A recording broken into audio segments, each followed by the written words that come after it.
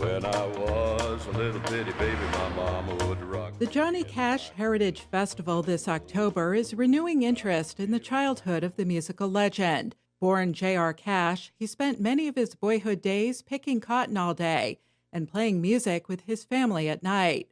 Arkansas State University's Heritage Studies program meticulously restored the Johnny Cash boyhood home in rural Dyess in 2014. Well, probably about 80% is original.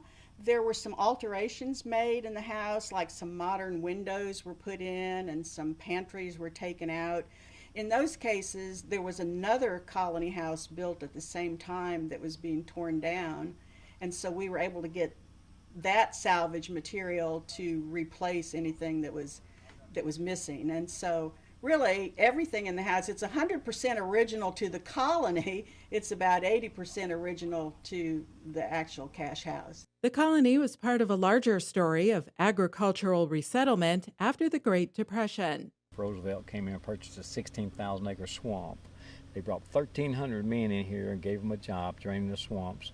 They dug 125 miles of ditches, built 68 miles of gravel road, and built 500 homes similar to the one you see here that Johnny Cash grew up in. He was 3 years old when he came here.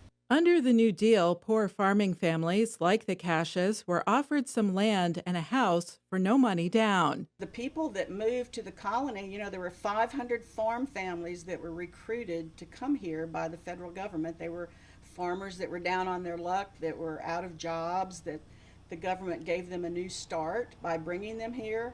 And so for the people that came here, this was a brand new house. It was like a castle, and it was just really an incredible thing for these families. So everything, when Johnny grew up here, everything was all brand new to him. Everybody was poor. Everybody was on the same playground. Nobody had any money, and they had the same dream to own their own land and being prosperous and grow their own farms. And it was just a good time for them.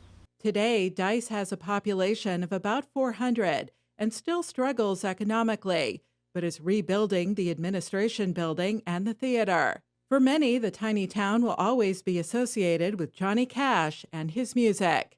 The number one response that we get from people who leave this house is, well, now we know where his music came from, because you really get that sense of how Johnny Cash grew up, his love for family, his work ethic, and his years of hard work, his concern for the downtrodden and his fellow man. All those were values that were shaped right here in Dyess, and I think you can see that when you go through the house and you look around the area and the property. At the Johnny Cash Boyhood Home in Dyess, Arkansas, I'm Kenda with Arkansas Public Media.